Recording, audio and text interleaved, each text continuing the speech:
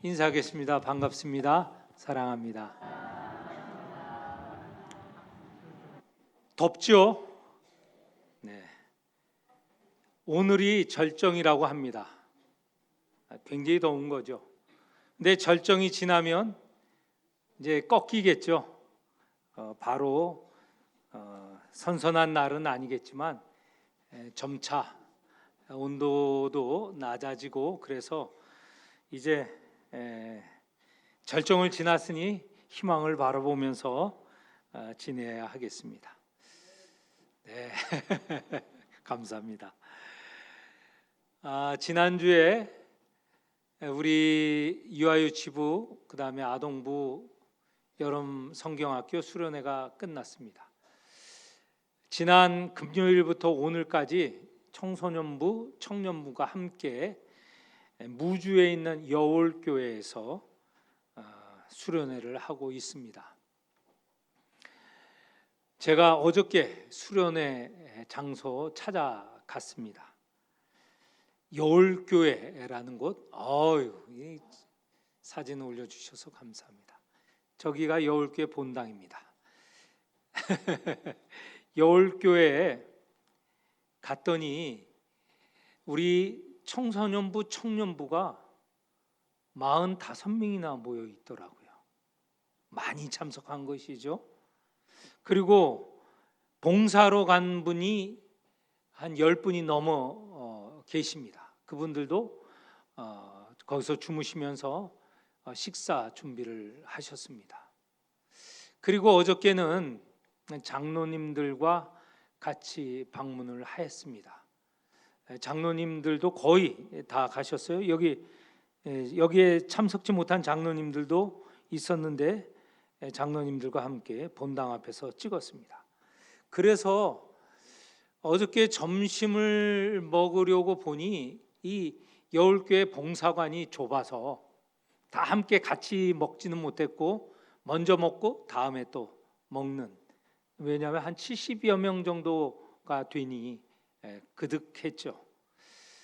어저께 여울교회를 방문하면서 그 여름 수련회 프로그램 중에 무주 구천동 계곡이라는 곳에서 이 물놀이를 하는 시간이 있었습니다.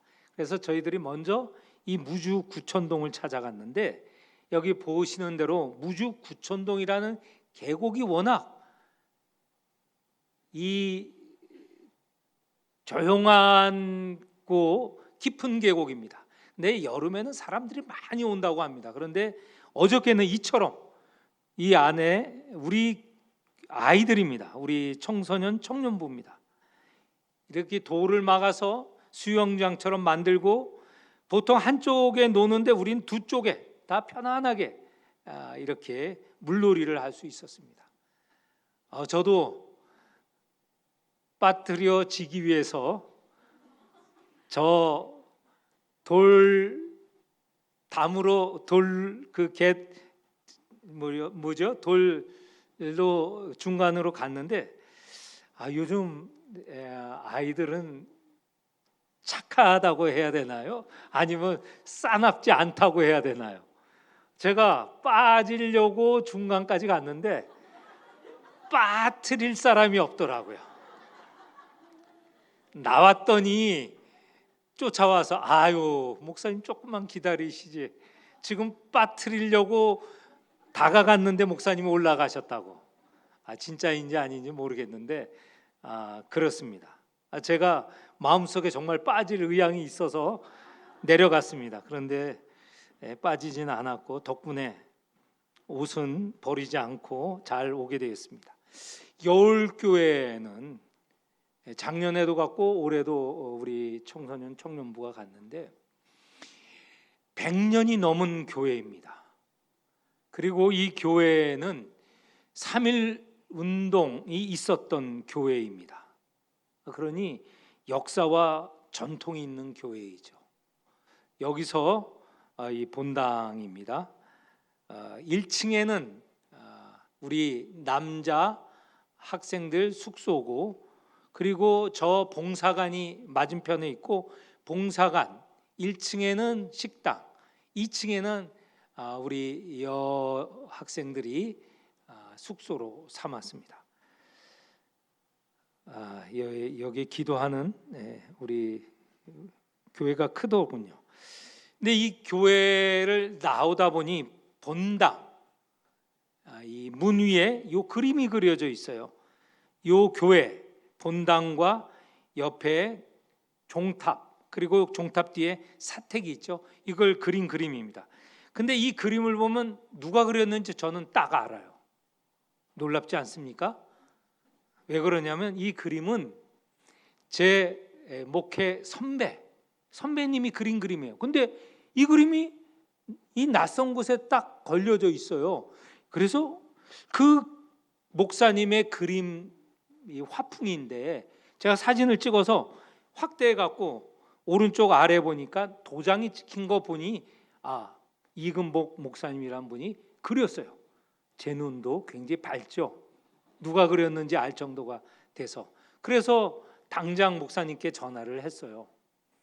그랬더니 자신이 그린 그림 맞다라고 하면서 어쩐 일로 그 교회에 갔냐라고 물어보셔서 우리 교회 수련회 때문에 작년에 이어서 올해도 갔습니다.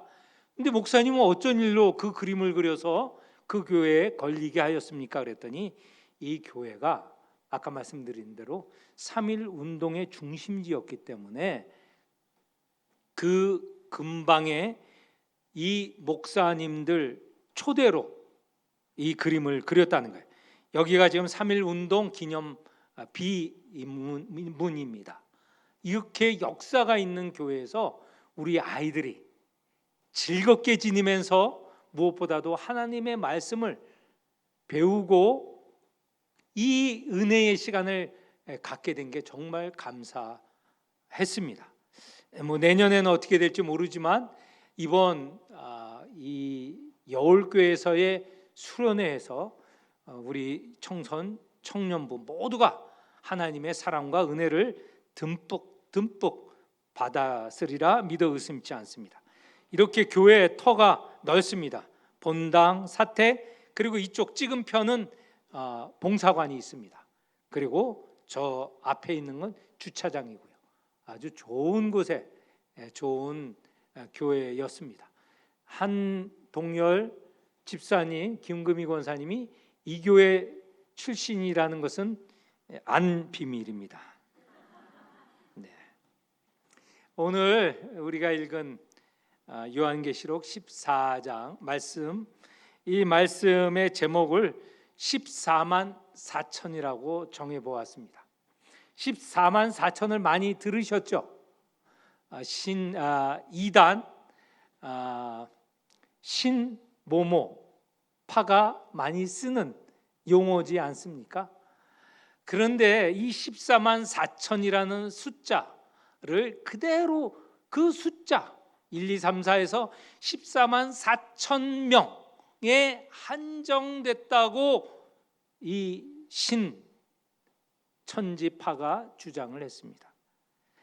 신천지가 작을 때, 아주 소규모였을 때 14만 4천 명의 성도가 있기를 바라면서 내세웠는지 모르겠습니다. 그런데 이 파가 점점 커져서 교인들이 14만 4천이 넘어섰습니다. 어떻게 할까? 14만 4천이라고 한정을 줬는데 그 인원보다 교인이 수가 더 많아진 것이죠. 그래서 또 새로 해석을 달리하고 변경을 하고 하는 그런 부지런을 떨었습니다. 그런데 이 14만 4천이라는 것은 상징적인 수입니다.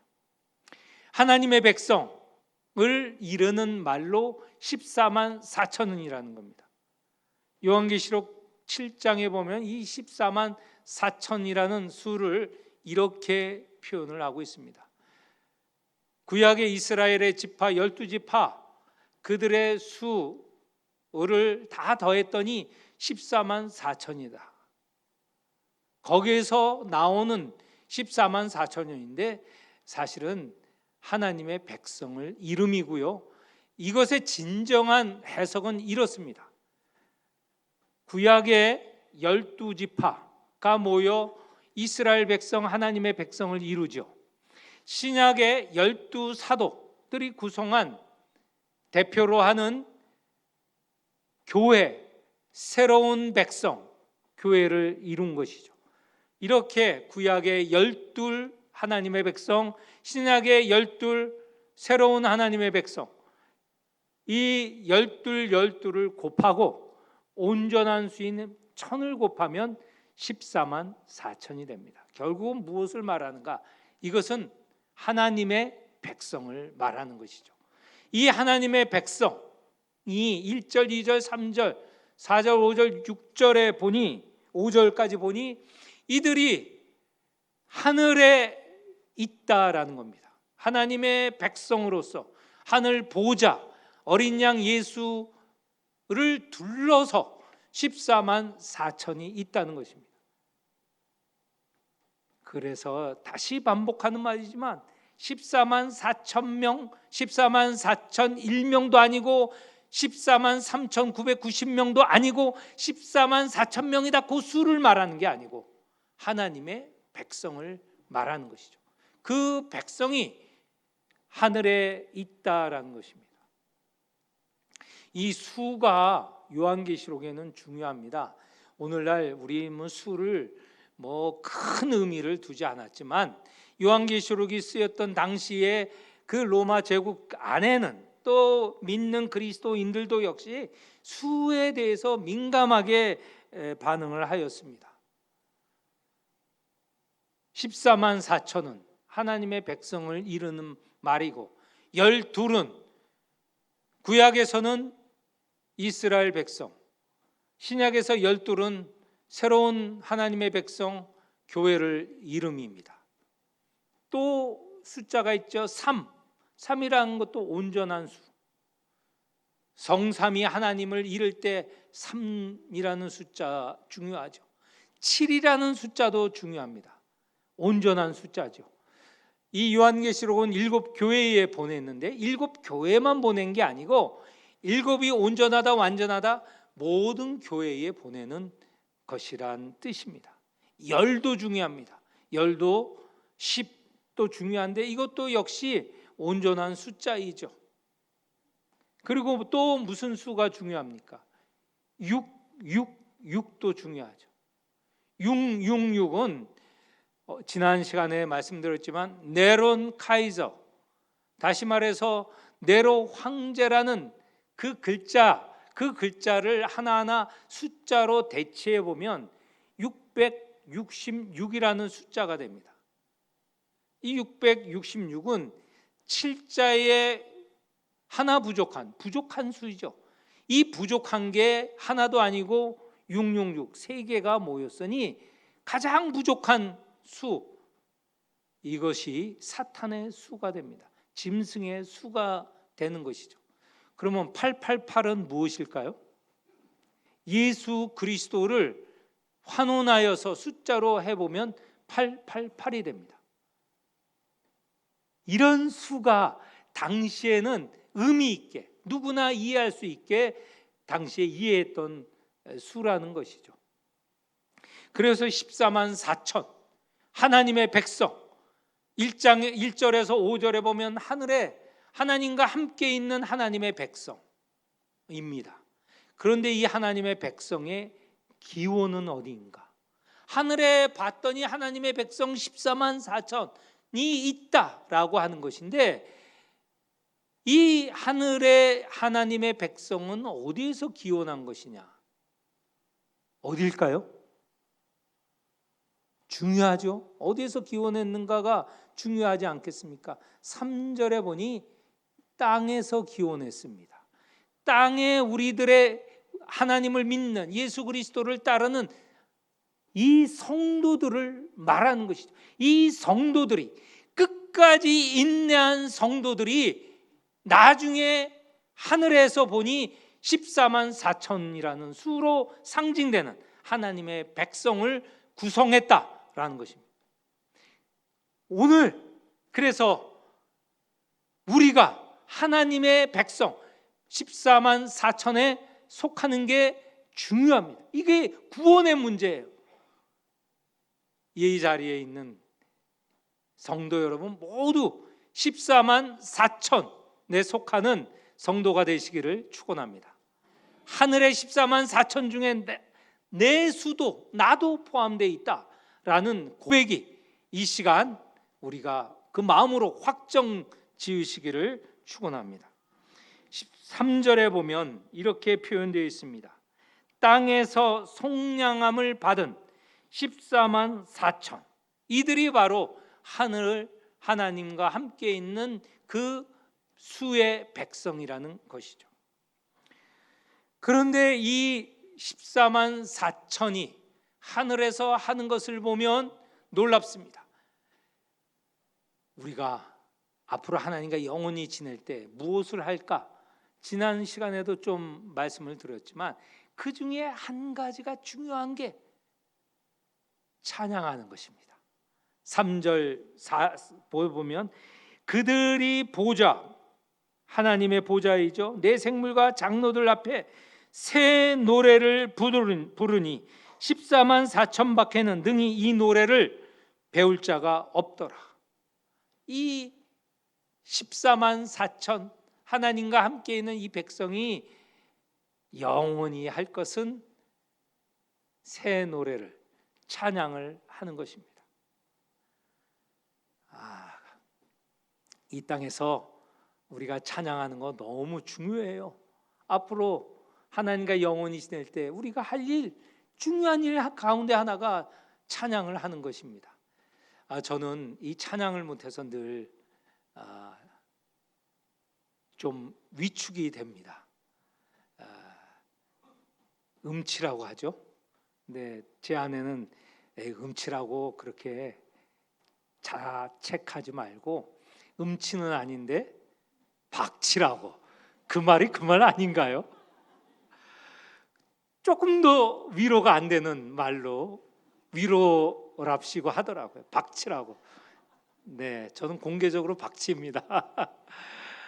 제가 다른 거는 바라지 않습니다. 저는 뭐 다 감사하고 그리고 다 하나님께서 주셔서 감사하게 지내는데 좀 원망한다 하는 말이 있으면 찬양을 좀 잘했었더라면, 그랬었더라면 정말 감사할 텐데, 정말 자신 있게 선창도 하고 또 합창대에 들어가서 합창도 하고 그러면 얼마나 행복할까라고 할 터인데 그렇지 못해서 정말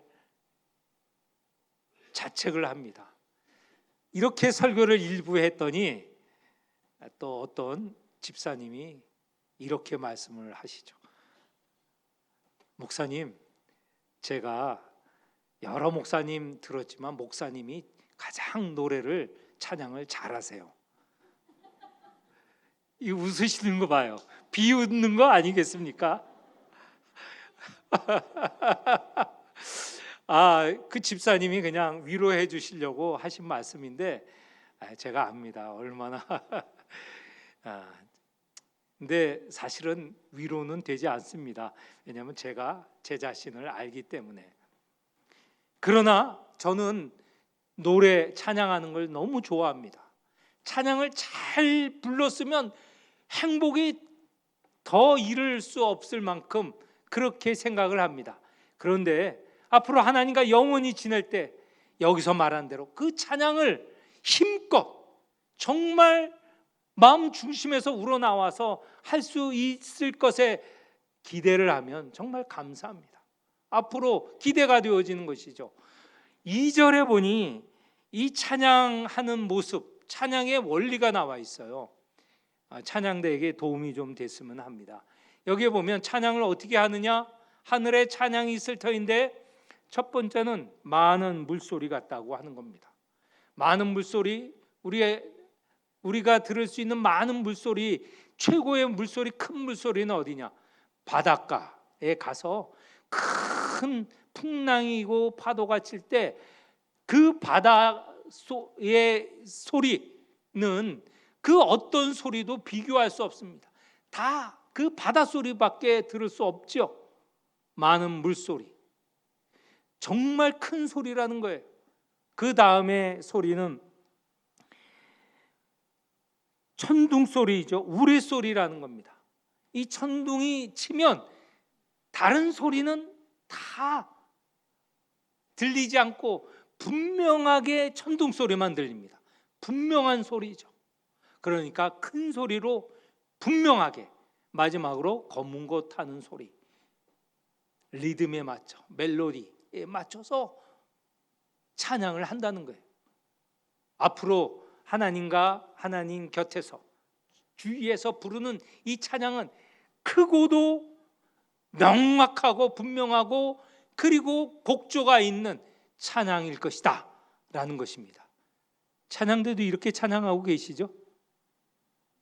왜 자신이 없으세요? 이렇게 찬양하고 계시죠?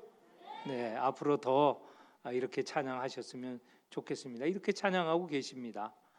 저는 찬양대 들을 때마다 늘 부러움에 가득 차서 찬양을 듣고 있습니다. 자, 이렇게 14만 4천, 이들이 영원히 하나님을 찬양할 터인데, 이들의 기원은 다름이 아니라 이 땅에서 믿음을 굳건히 지키는 인내하는 성도들입니다. 그 성도들의 모습이 4절, 5절에 나와 있습니다. 거기에 보면 이런 모습입니다. 여자와 더불어 더럽히지 아니하는 것. 근데 이 여자와 더불어 더럽히지 않는 것, 간음한다는 뜻이죠.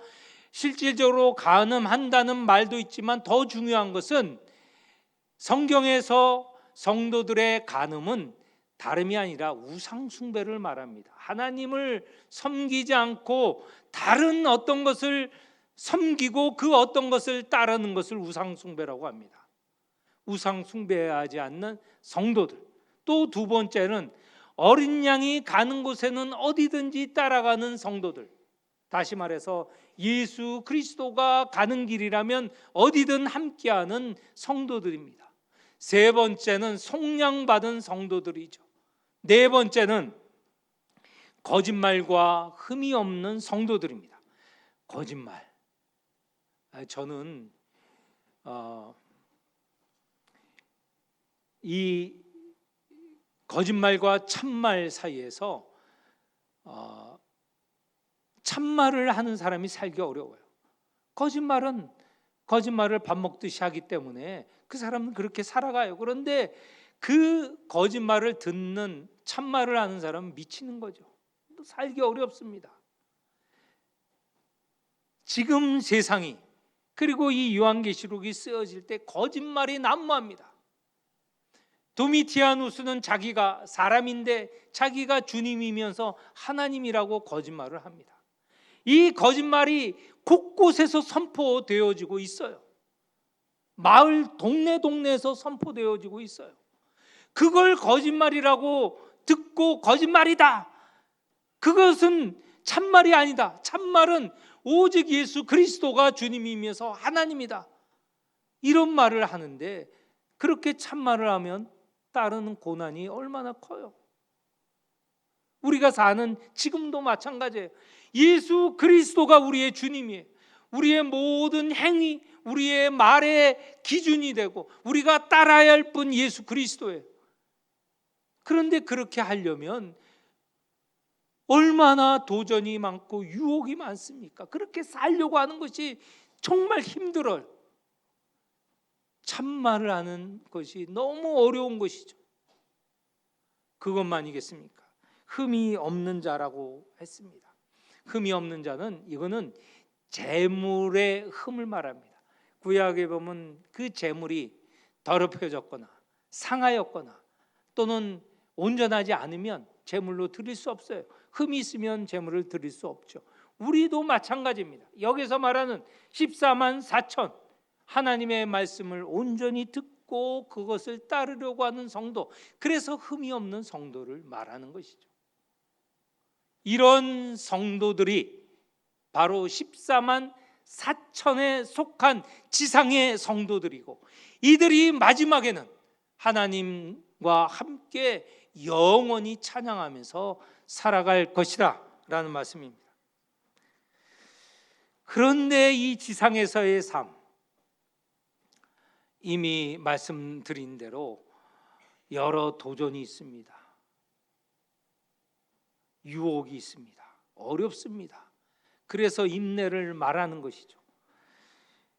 거기에 보면 세 천사가 이르는 말 속에서 우리가 인내해야 될 내용들이 나옵니다. 첫째, 천사는 영원한 복음을 갖고 있는데 그가 말하는 것은 심판입니다. 7절에 심판을 얘기하고 있는데 구원과 심판은요 동전의 양면이에요. 손바닥의 앞뒤면이에요. 복음이 선포되는 곳에 구원이 있고 그것을 받아들이지 않는 자에게는 무엇이 있어요? 심판이 이르는 겁니다. 복음을 받아들이는 자, 구원에 이른 자에는 영원한 복이 주어지고 구원을 받지 않는 심판받은 자에게는 영원한 저주가 있어요. 늘 동전의 양면이에요. 첫째, 천사가 영원한 복음을 선포할 때 그것은 구원과 심판을 동시에 선포하는 일입니다. 성경에는 심판만 말씀하고 있는데 사실은 같은 것을 선포하는 거예요. 두 번째, 천사는 또 이렇게 선포를 하고 있어요. 무너졌도다, 무너졌도다, 큰 성 바벨론이요. 이 바벨론은 당시로는 로마 제국을 말하고 이후의 역사 가운데 교회를 핍박하고 성도들을 핍박하는 모든 힘과 세력이 바로 큰 바벨론입니다. 마지막에는 그 바벨론이 무너질 거예요. 세 번째 천사는 이 바벨론을 따르는 존재들, 그들이 영원한 심판을 받을 것이다. 그들이 불과 유황불 심판을 받을 것이고 그들에게는 영원한 쉼이 없이 그 고통을 받을 것이다 라는 내용입니다. 그런데 이 제국인 또는 사탄의 세력인 큰 바벨론이 무너지는 가운데 이것은 우리가 정말 박수치고 환영할 일이지만 이런 사건이 있을 때 동시에 고난이 있는다는 거예요. 믿음의 성도들에게 고난이 있을 거라는 거예요. 바벨론이 무너지면서 자기만 무너집니까? 믿는 성도들을 붙잡고 같이 무너지려고 하는 것이죠. 그들을 믿는 이들을 멸망시키려고 하는 것이죠. 그런 도전에서 인내해야 되는 것이 우리 믿는 이들의 모습이고 그리하여야 14만 4천에 들어갈 수 있다는 것입니다. 이렇게 큰 바벨론이 멸망하고 무너질 때에 우리에게 믿는 이에게 요구하시는 것 12절 13절입니다. 성도들의 인내가 여기 있다. 성도들이 인내하여야 14만 4천 거기에 들어갈 수 있다는 것이죠. 인내하는 것, 거기에는 하나님의 계명과 예수 그리스도에 대한 믿음을 지키는 것입니다. 하나님의 말씀을 듣고 순종하며 예수 그리스도에 대한 믿음을 변치 않는 성도들이 되시기를 축원합니다. 14만 4천 원 아니죠. 제가 숫자만 나오면 돈을 생각해요. 저도 그냥 물든 것이죠. 14만 4천 명에 속하시기를 축원합니다. 그리고 마지막에 13절에 보면 이 바벨론이 무너질 때에 이 힘이 얼마나 강한지 성도들을 죽이기까지 해요. 그래서 순교를 당하는 성도가 있어요. 로마 시대 당시에 보면 바벨론, 로마가 무너지지만 그런 가운데 성도들의 순교들도 많지 않았습니까? 여기저기서 수많은 이들이 순교를 당했어요. 그들에게 주시는 소망의 말씀, 지금 후로 주 안에서 죽는 자들은 복이 있도다. 순교를 당하더라도 복이 있도다. 하나님께서 말씀하시는 거예요. 이런 말씀이 있은 후에 성령께서 그러하다. 성령께서 동의를 하시는 거예요. 그러면서 성령께서 뭐라고 하시냐면 13절 끝에 그들이 수고를 그쳤고 이제 인내하는 것, 이 고난을 견디는 것, 그 수고가 그쳤고 무엇이 주어져요? 쉼이 주어진다는 거예요. 안식이 주어진다는 것이죠. 안식은 다시 말해서 앞에 얘기했지만 하나님과 영원히 찬양하는 것, 그거 안식이에요. 하나님의 성도 14만 4천을 불러서 그들을 높이십니다. 왕이라고 하십니다. 이것이 영원한 쉼입니다. 안식입니다. 말씀을 맺겠습니다. 우리 모두 이 땅에서 우리의 믿음을 지키고 하나님 말씀에 순종하면서 14만 4천 성도에 속하시는 분들이 되시기를 축원합니다. 그리하여서 하늘에서도 영원히 하나님과 함께하며 찬양하는 성도들이 되시기를 축원합니다. 하나님 아버지, 이 땅에 살아가면서 저희들에게 다가오는 사탄의 힘, 세력, 도전, 고난, 고통, 믿음으로 말씀으로 이겨내게 하여 주옵소서. 그리할 때 14만 4천에 속하며 또한 영원히 하나님과 함께 찬양하며 왕으로 살아갈 수 있음을 믿으며 소망하며 이 희망을 가지고 살게 하여 주옵소서. 한 사람 한 사람 성도들 14만 4천에 속한 하나님의 백성이라는 것을 굳게 믿게 하여 주옵소서.